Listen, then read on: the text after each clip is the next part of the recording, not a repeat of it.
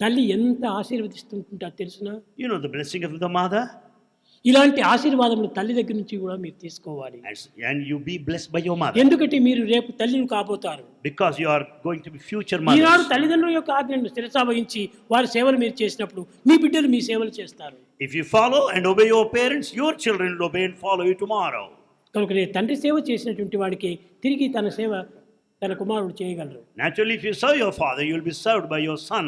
తండ్రి సేవ ఈనాడు చేయకుండా నేను సంపాదించుకున్నాడు కదా నీవు స్వేచ్ఛగా సంచరిస్తే నీ సేవ నీ కుమారుడు చేయలేరు. If you spend your money on your own without serving, taking care of your father, you are not going to look back ఆనాడు over your తిరిగి నీవు son. ఏడ్చవలసి వస్తుంది. Then you may have to cry later.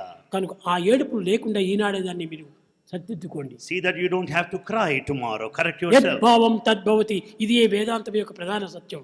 The truth, the philosophy మనం says ఎలాంటి to పనులు చేస్తామో అలాంటి ఫలితాన్ని మనం పొందుతాం. naturally, as is the action, so is the reaction. దైవం యొక్క ప్రేమను మీరు సంరక్షించుకోండి. And see, uphold ఈ the divine ప్రపంచంలో మనం grace. సంపాదించుకోవాల్సినటువంటి అత్యంత ఉత్తమమైనటువంటి యొక్క పదార్థం ఒక్కటే. There's one noblest thing that you have to acquire. అత్యంత శ్రేష్టమైనటువంటి పదార్థం ఒక్కటే. The highest and the greatest thing is అత్యంత one. అమృతమైనటువంటి పదార్థం ఒక్కటే. There's only one most nectarine. అమృతమైనటువంటి పదార్థం ఒక్కటే. There's one blissful అది thing. దైవ ప్రేమ, దైవ ప్రేమ. That is the divine love for God.